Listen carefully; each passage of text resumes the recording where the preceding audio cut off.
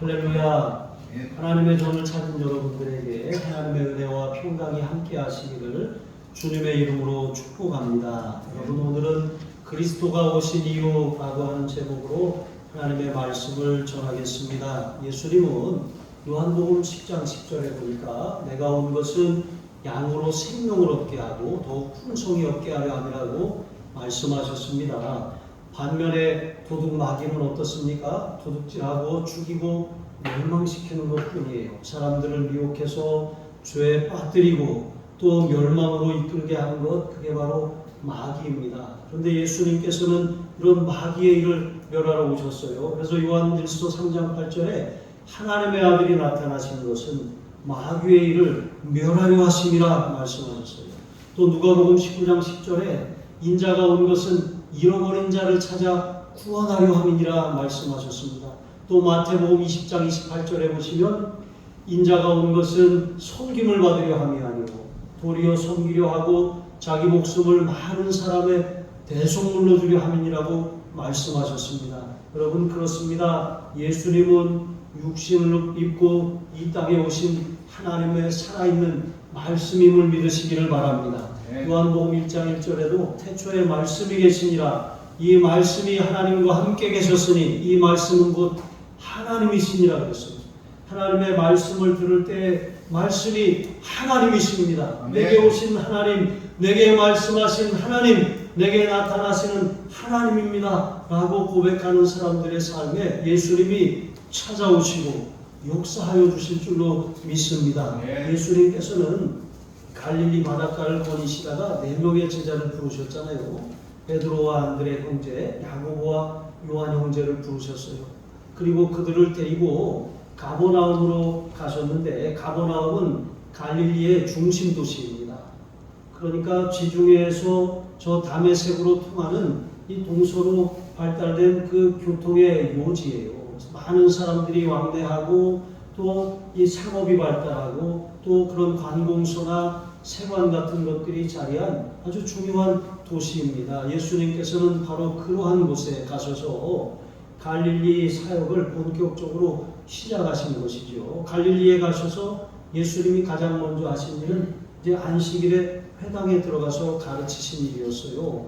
그런데 회당에 들어가서 하나님의 말씀을 전하시는데 예수님께서 어떤 말씀을 전하셨는지는 기록되어 있지 않아서 우리가 알 수는 없어요. 하지만 분명한 것은 예수님의 말씀을 들은 그 회당에 있던 사람들이 깜짝 놀랐다는 거예요. 여기 놀라다 엑세플레소토라고 하는 헬라어는 마치 우리가 이렇게 그냥 가만히 있는데 무언가 우리를 꽝 심하게 때려서 정신이 혼미해진 이런 상태, 넋을 잃은 이런 상태를 말하는 거거든요. 그러니까 예수님의 말씀이 얼마나 강력했으면 그 말씀을 듣는 사람들이 깜짝 놀란 거예요. 그런데 그동안은 서기관들의 전하는 말을 들었어요. 그런데 그들의 말은 그들의 당파에 따라서 이 선배, 스승들이 가르쳐준 그런 말의 이 권위를 가지고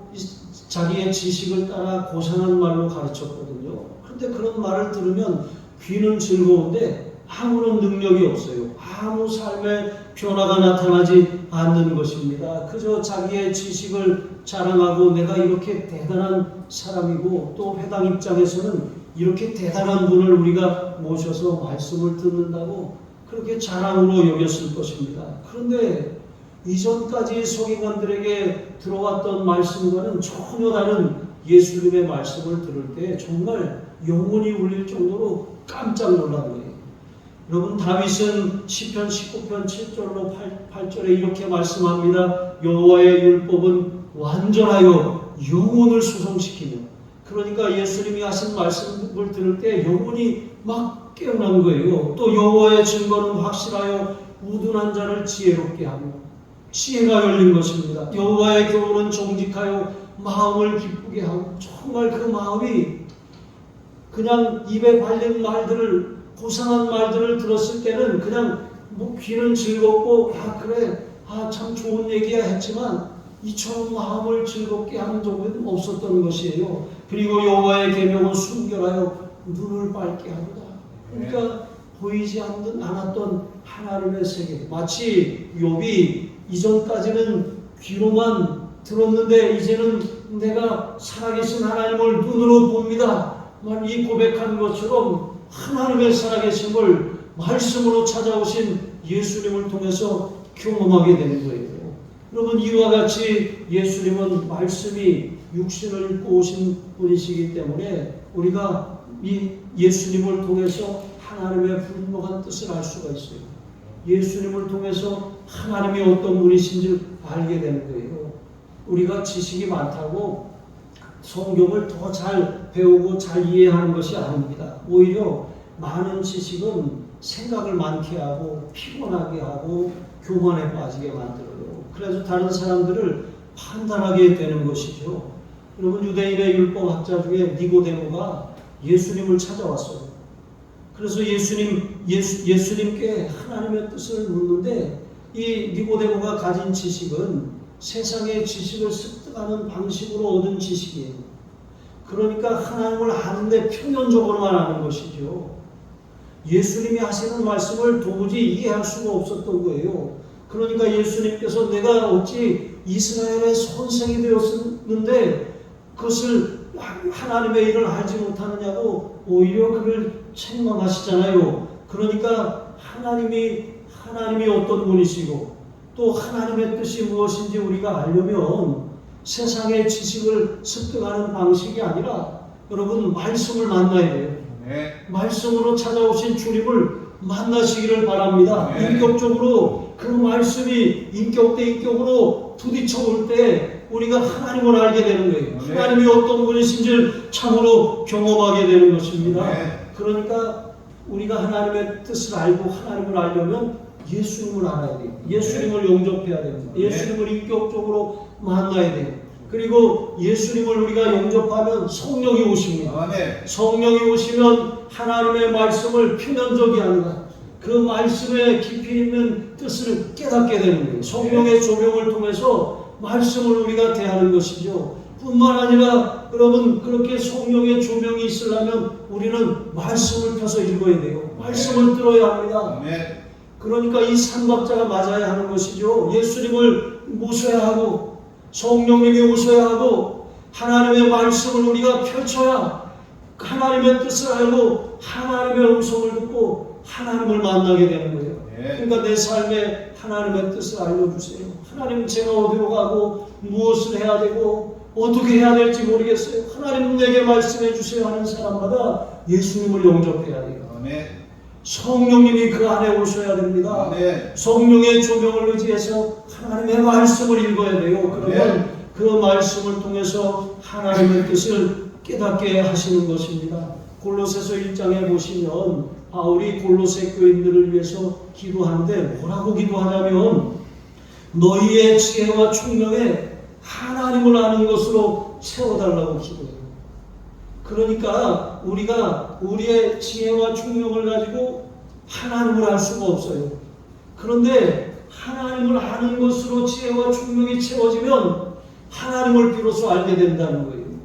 그러니까 하나님이 말씀으로 우리에게 찾아오셔서 이전까지 우리가 이해하던 방식이 아니라 하늘의 방식, 성령의 조명, 예수님이 인격적으로 말씀으로 우리에게 찾아오셔서 우리의 인격과 만날 때 스파크가 일어나서 하나님을 알게 되고 하나님의 뜻을 깨닫게 된다는 거예요. 마태복음 15장에 보면 제자들이 손을 씻지 않고 음식을 먹었어요. 그랬더니 바리새인들과 서기관들이 예수님께 이렇게 묻습니다. 왜 당신의 제자들은 장로들의 전통을 범합니까? 그러니까 왜 손을 씻지 않고 음식을 먹어서 그 전통을 범합니까? 우리가 조상 때부터 이렇게 해왔던 것을 왜 지키지 않습니까? 그러는 거예요. 그러니까 예수님이 사람의 계명, 사람의 그런 이런 이 관습, 사람의 그런 이 사상, 사람의 생각을 하나님의 말씀 위에 둔다고 책망하셨어요. 제자들에게도 입으로 들어가는 것이 사람을 더럽게 하는 것이 아니라 입에서 나오는 그 악한 생각이 사람을 더럽게 한다 그랬어요. 침이라고 하는 게 입에 있으면 유익한 거예요. 이 침이 소화 기능도 높고 여러 가지 우리의 면역 이 기능들을 조절하는 역할을 해요. 침이 많으면 안 되는 것이죠. 그런데 이 침을 밖으로 뱉으면 어떻게 될까요? 이게 음식에 들어가면 이것을 잘 소화를 시키지만 밖으로 내뱉으면 더러운 거예요. 여러분, 이와 같이 우리의 삶에 정말 하나님의 말씀을 우리가 제대로 그렇게 유익하게 그것을 깨닫지 못하면 그것이 다른 사람을 정죄하고 판단하게 하는 것이죠. 사람의 계명, 사람의 생각보다 높으신 것이 하나님의 생각이에요. 사람의 뜻보다 높은 것이 하나님의 뜻입니다. 그래서 우리는 날마다 하나님의 생각을 말씀을 통해서 물어야 돼요. 하나님의 뜻을 하나님 알게 해달라고 하나님 앞에 무릎을 꿇고 엎드려야 할 줄로 믿습니다. 이렇게 우리는 예수님과 성령님과 말씀을 통해서 날마다 하나님의 뜻을 발견하면 인생의 길을 잃을 이유가 없어요. 방황할 이유도 없습니다. 내가 도대체 어떻게 해야 되지? 답답해할 필요도 없는 것입니다. 날마다 여러분 말씀으로 찾아오시는 하나님을 만나시기를 바랍니다. 그런데 이 바리새인들과 서기관들은 어땠습니까? 디모데전서 4장 2절에 보니까 자기 양심이 화인을 맞아서 외식함으로 거짓말하는 자들이야.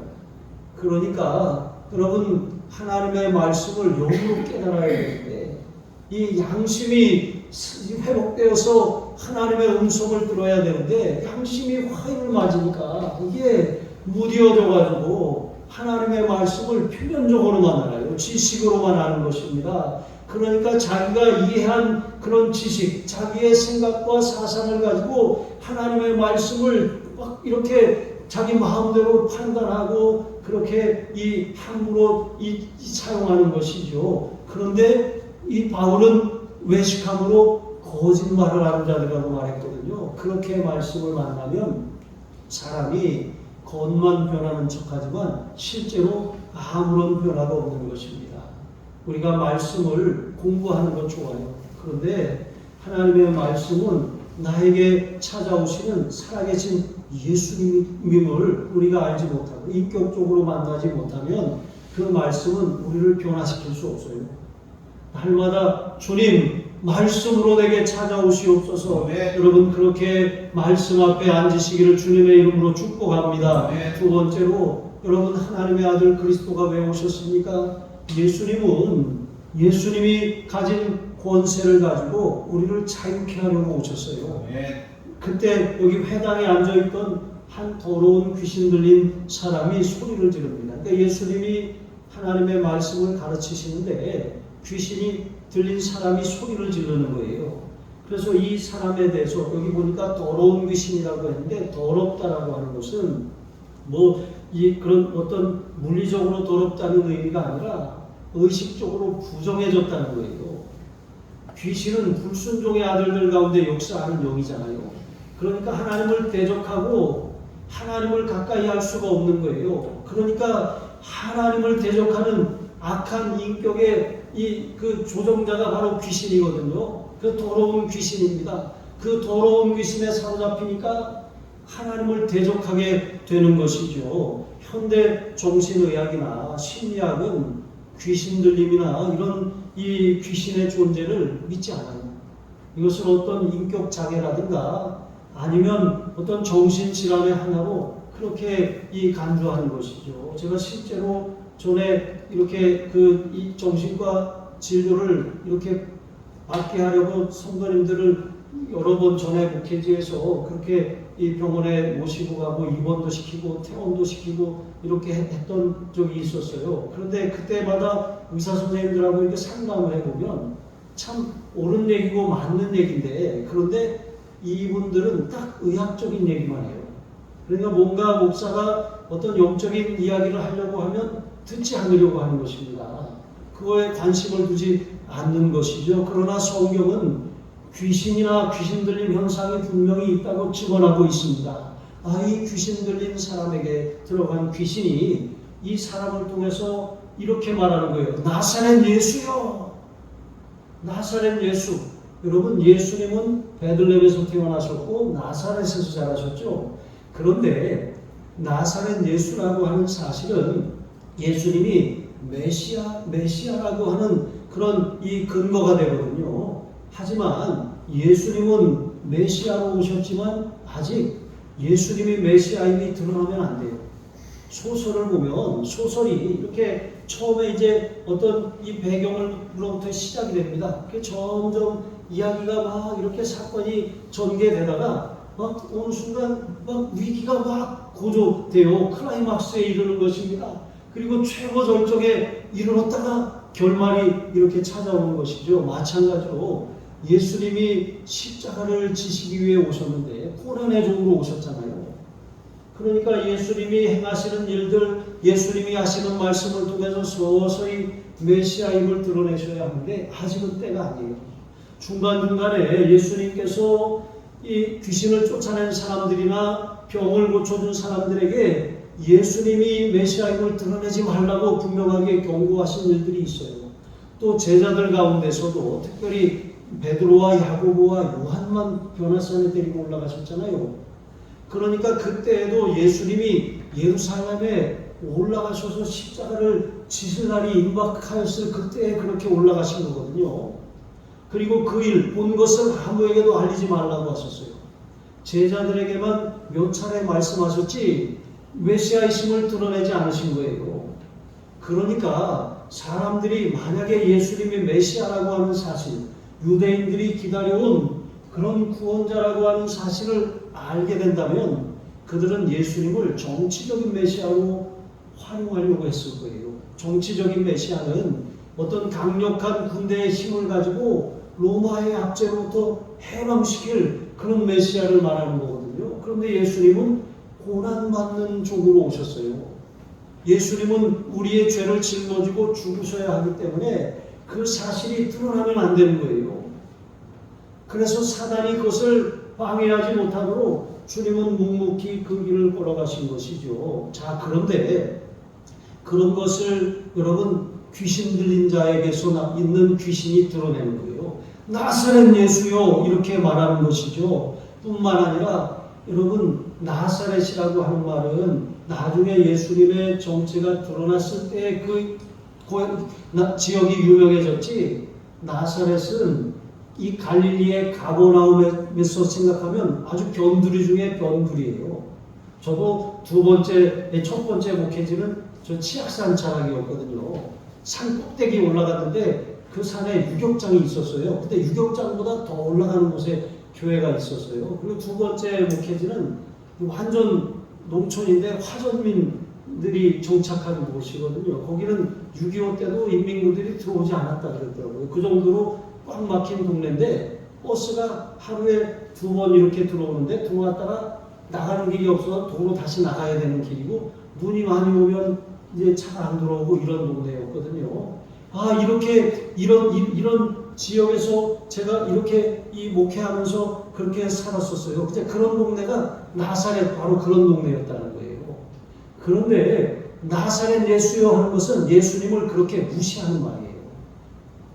니까짓 게 뭐라고 이렇게 예수님을 비방하는 말이에요. 더구나 이 지역은 가버나움이고 가버나움에 해당했잖아요. 가버나움 사람들은 굉장히 자부심이 강한 사람들이었거든요. 그런데 저 사람 나사렛 예수야 이렇게 말하는 것은 예수님의 가르침이 권세 있는 가르침이었는데 그것을 깎아내려 버리는 거잖아요.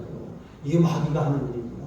마귀는 하나님의 역사를 어떻게 해서든지 방해하는 거예요. 그래서 고린도후서 4장 4절에 보면 이 세상신이 믿지 않은 자들의 마음을 혼미케 하여 그리스도의 영광의 복음의 광채가 비치지 못하게 하미니 그리스도는 하나님의 형상이니라 그랬습니다. 그리스도는 나타나신 하나님이십니다. 그런데 예수님을 비방하고 깎아내리고 결국은 십자가에 못 박아 죄인처럼 죽였잖아요. 이게 사단이 하는 일이라고 하는 것입니다. 우리가 전도할 때도 우리의 언어 행실을 조심해야 돼요. 말도 점잖하게 하고 옷차림도 점잖하게 하고 잘해야 돼요. 왜냐하면 사람들은 우리의 말을 듣기 전에 우리의 겉모습을 봐요. 외모를 봅니다. 외모를 보고 벌써 위아래 이렇게 훑어봤으면 끝난 거예요. 그러면 듣지 않는 것입니다. 여러분 이게 마귀가 어떻게 해서든지 그 빌미를 그렇게 이 붙들어서 깎아내리는 것, 이게 마귀의 전략이거든요.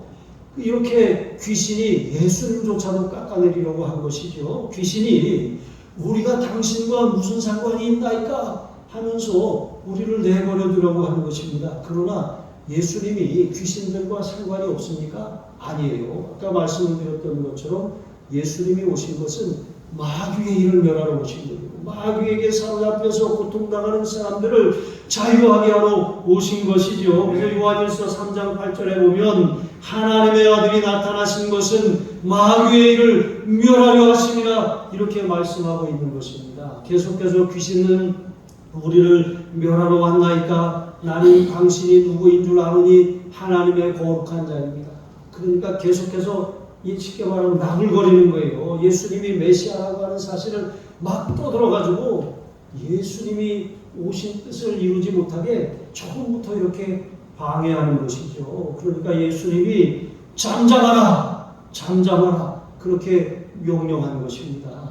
여러분 예수님의 이 꾸짖는 말씀에 이 귀신이 더 이상 이 말을 할 수가 없었던 것이죠. 그러니까 예수님께서 그 사람에게서 나오라 이렇게 명령할 수 있는 거예요. 사람들은 다시 한번 놀랐습니다. 예수님의 권세에 있는 가르침에 놀랐고 예수님의 명령에 귀신이 쫓겨나가는 것을 보고 놀랐습니다. 여러분 귀신의 믿음이라고 하는 것이 있어요. 귀신이 귀신같이 알잖아요. 이는 하나님의 거룩한 자입니다. 이렇게 알아요. 옛날 말에 알기는 벼락같이 한다는 말이 있어요. 잘 알아들어요. 예수 믿으세요? 전하면 저 다 알아요. 저도 성탄절에도 가보고 다 가봤어요. 어렸을 때 다녀봤어요. 다 알아요. 이렇게 압니다. 그런데 여러분 그 아는 그 지식은 여러분 믿음에 이르는 지식이 아니에요. 그런 지식은 귀신의 이 믿음과 다르지 않는 거예요. 귀신도 예수님이 하나님의 거룩한 자라고 하는 것을 알았어요. 하지만 구원과는 아무런 상관이 없는 것이죠. 그래서 야고보서 2장 19절에도 이렇게 말씀합니다. 내가 하나님은 한 분이신 줄을 믿느냐? 잘 아는도다. 귀신들도 믿고 떠느니라. 이렇게 예수님의 말씀 앞에 귀신들도 믿고 떠나요. 우리가 우리의 삶의 믿음이 어떤 믿음인지 점검해 볼 필요가 있어요. 단지 머리로만 지식으로만 아는 믿음인지 아니면 정말 예수님의 살아계심을 믿는 그런 인격적인 그런 관계를 통해서 얻은 믿음인지 이 믿음을 잘 점검해 보시기를 바랍니다. 자, 그런데 예수님께서 이 귀신에게 더러운 귀신아 나오라 이렇게 명령하셨는데 이 나오라 라고 하는 헬라어 단어가 엑세르코마이라고 하거든요. 그런데 이 나오라고 귀신에게 나오라고 하는 이 단어가 똑같이 예수님이 가버나움의 회당에 들어가셔서 가르치셨다 그랬잖아요. 그런데 여기 들어가라고 하는 단어는 에이세르코마이거든요. 그러니까 나오라라고 하는 것은 엑세르코마이. 들어가시니라고 하는 말은 에이세르코마이라고 하는 뜻이에요. 그런데 이 두 단어의 어원이 그 에르코마이라고 하는 단어이거든요. 그러니까 예수님이 들어가시니까 회당에 있던 귀신이 쫓겨나갔어요. 예수님이 우리 안에 오시니까 우리의 삶의 주인이 바뀌었어요. 우리 삶에 역사하던 마귀가 힘을 잃어버리고 더 이상 우리를 침해할 수가 없게 되었다는 거예요. 예수님이 오시면 귀신이 떠나갈 줄로 믿으시기 바랍니다. 네. 예수님은 귀신들도 두려워 떠는 복종하는 그런 권세가 예수님의 이름에 있어요. 네. 그 이름의 권세가 우리에게 있는 줄로 믿습니다. 네. 이 사람은 어떻습니까? 더러운 귀신이 붙어가지고 이 처음에는 그냥 붙었어요. 왜 우리가 얼굴에 뭐가 묻었는지 모르고 그냥 돌아다닐 때가 있잖아요. 그런데 그런 것처럼 귀신이 붙어있는지 모르고 사는 많은 사람들이 있어요. 그런데 예수님에게 오고 나니까 그 귀신이 비로소 드러나는 것처럼 그것이 드러나는 거예요. 그렇게 드러났는데 여러분 드러나기 전에 처음에는 이 붙어있던 귀신이 처음에는 붙어있어서 그냥 이 사람이 끄는 대로 끌려다녔어요. 그런데 나중에는 어떻게 합니까? 점점 압박하기 시작해요. 점점 압박하기 시작하니까 이제는 그 사람이 끌려다닙니다. 나중에는 그 압박이 너무 심해지니까 숨이 막힐 지경이 되는 거예요. 숨이 막히니까 답답하고 우울하고 아무런 소망도 없이 그렇게 살게 되는 거예요. 그런 상황이 지속되면 이제는 완전히 사로잡힌 거예요. 여기 오늘 본문에 있는 사람처럼 귀신 들린 사람이 되는 것이죠. 처음에는 붙어 있다가 이것이 압박하기 시작하고 나중에는 사로잡고 그 다음에는 완전히 점령해서 포로로 끌고 다니게 되는 것이죠. 그런데 예수님의 이름의 권세 앞에 드러나지 않을 귀신이 없어요. 여러분, 우리가 이렇게 한번 가슴에 손을 얹고 저를 따라서 한번 외쳐보시기 바랍니다. 내가 예수의 이름으로 명하노니, 내가 예수의 이름으로 명하노니, 내 삶에 붙어서 가정을 흔들고 자녀들을 미혹하고 재산을 빼앗아가고 질병을 가져오는 더러운 귀신아, 저주 받고 떠나가라. 내 삶에서, 내 가정에서, 내 자녀에게서, 내 지경에서 저주 받고 떠나가라. 떠나가라. 악한 귀신은 다시 오지 말지어다. 여러분, 이렇게 자꾸 명령하세요. 귀신을 자꾸 먼지를 털듯이 털어버려야 돼요. 청소를 안 하면 자꾸 먼지가 앉는 것처럼 우리가 귀신을 대적하지 않고 회개하지 않으면, 죄가 있으면, 여러분 죄송합니다, 똥이 있으면 똥파리가 오게 되어 있어요. 죄가 있으면 귀신이 오게 되어 있습니다. 죄를 회개하고 귀신을 대적해서 쫓아내야 돼요. 청소해야 됩니다. 소재해야 됩니다. 그렇게 예수님의 이름의 권세를 사용해서 귀신을 쫓아내면 영혼이 잘 됩니다. 영혼이 잘 되면 범사가 잘 풀려요. 범사가 잘 풀리면 강건해지는 역사가 일어날 줄로 믿습니다. 세 번째로, 여러분, 예수님이 왜 오셨습니까? 예수님의 권세로 하나님의 나라를 확장하라는 거예요.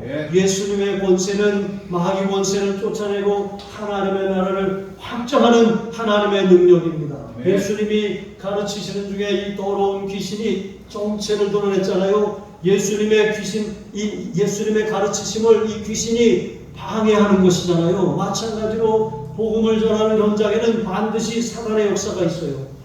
귀신이 방해하는 것입니다. 마음을 혼미케 하여서 듣지 못하게 하고 믿지 못하게 방해하는 것이죠. 그래서 전도를 위해서는 기도를 해야 되고 또 많은 중보가 필요한 것입니다. 금요일날 나와서 아사추전도에 참여하신 것 정말 귀한 일입니다. 또 같은 귀한 일은 그 시간에 여러분 전도를 위해서 같이 중보하는 일입니다.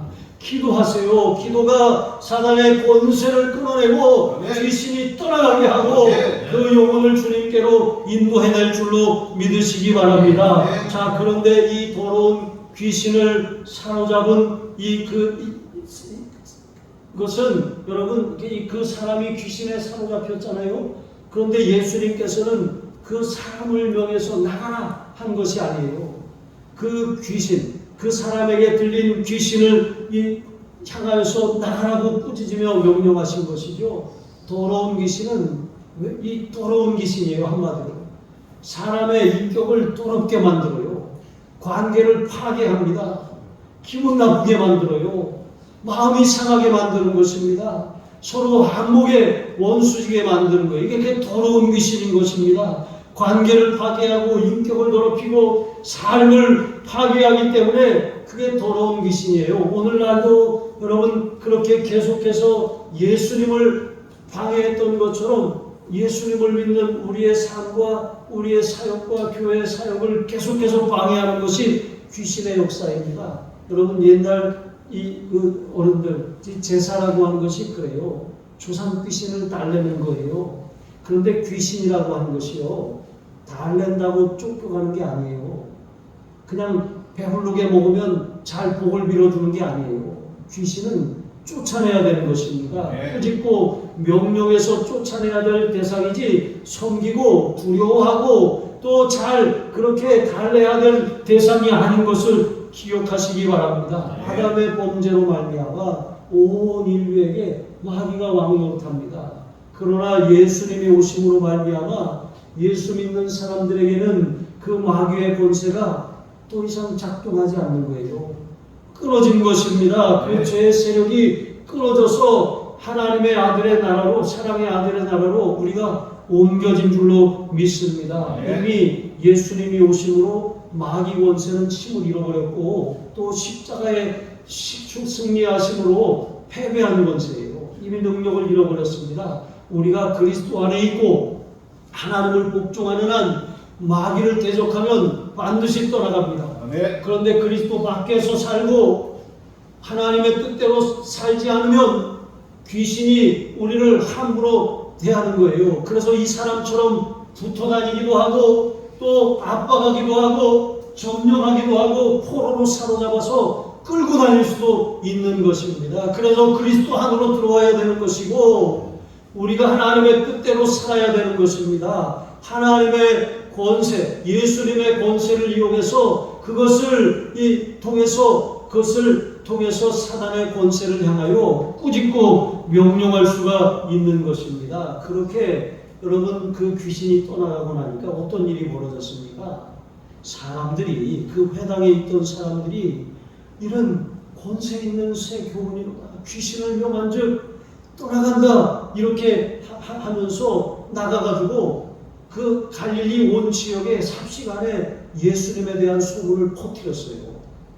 여러분 여기 퍼지더라라고 하는 단어 헬라어 다시 한번 말씀드릴게요. 퍼지더라라고 하는 단어가 엑셀덴이라고 하는 뜻이거든요. 자 그런데 이 귀신에게 예수님이 명령하실 때 나오라 그랬어요. 근데 이게 엑셀데라고 하는 단어거든요. 엑셀덴과 엑셀데도 마찬가지고 이것이 서로 같은 어원이에요. 그러니까 이 귀신을 향해서 예수님이 나가라 명하시고 귀신이 떠나갔어요. 떠나가고 나니까 예수님에 대한 소문이 퍼져나가기 시작했다는 거예요. 예수님이 회당에 들어오시니까 회당에 사로잡혔던 그 사람에게 들렸던 귀신이 나갔습니다. 예수님이 나가라 명령하시니까 귀신이 나가고 나니까 예수님의 소문이 온 갈릴리에 퍼져나갔어요. 여기에 영적인 원리가 있습니다. 우리가 날마다 그리스도 안에 거하고 주님의 말씀에 순종하고 주님의 권위를 힘입어서 나사렛 예수 이름으로 귀신을 쫓아낼 때 여러분 그곳에 하나님의 나라가 임하는 거예요. 예수의 소문이 퍼져나가게 되는 것입니다. 여러분 예수 그리스도는 어제나 오늘이나 영원토록 동일하시다고 히브리서 13장 8절에 말씀하고 있는 것처럼 가버나움 회당에 역사하셨던 주님이 지금 이 자리에도 계십니다. 여러분이 걸어가는 그 걸음 위에도 계시고 가정에도 계시고 일터에도 계시고 삶에도 계시고 무엇보다도 주님이 영으로 우리의 마음 안에 계시는 줄로 믿습니다. 그 이름의 권세가 우리에게 있어요. 우리가 능력이 아니고 우리는 능력이 없어요. 우리가 우리 자신이 신앙생활 오래 하고 성경에 대한 많은 지식을 가지고 있고 기도 많이 했다고 우리의 능력으로 귀신을 명하는 것이 아니에요. 여러분 우리 안에 있는 예수님의 권세 그 이름의 능력이 귀신을 명할 때 쫓아나가고 귀신이 쫓겨서 나간 사람이 온전히 자유함을 얻고 회복되는 거예요. 그 회복된 역사로 말미암아 예수님의 소문이 나고 교회가 부흥하게 되는 거예요. 여러분의 삶이 하나님이 주시는 영혼이 잘 되고 범사가 잘 되고 강건한 역사가 일어나는 줄로 믿습니다. 이와 같은 복이 예수님의 이름의 권세로 일어날 줄로 믿습니다. 그 이름의 권세를 날마다 사용하시기 바랍니다. 그 이름으로 날마다 선포하시기를 바랍니다. 주님의 나라가 여러분의 심령과 가정과 여러분의 삶에 임하길 주님의 이름으로 축복합니다. 기도하시겠습니다. 하나님 아버지 날마다 우리의 심령이 말씀으로 찾아오시는 예수님을 인격적으로 만나기 원합니다. 우리에게 붙어서 삶의 표본을 깨뜨리고 인격을 더럽히고 관계를 파괴하는 더러운 귀신아 내가 예수 그리스도의 이름으로 명령한다. 저주받고 떠나가라. 너의 악한 귀신은 다시 들어오지 못할지어다. 주님의 이름이 선포되는 그곳에 주님의 권세와 능력이 나타나게 하여 주옵소서. 심령과 가정과 일터가 하나님의 통치 영역이 되게 하여 주시옵소서. 하나님의 나라가 임하게 하여 주옵소서. 우리를 억누르고 어둡게 하고 우려게 하고 절망하게 하는 더러운 기시나 저주받고 떠나가라. 다시는 들어오지 못할지어다. 우리 주 예수 그리스도의 이름으로 감사하며 축복하며 기도합니다. 아멘.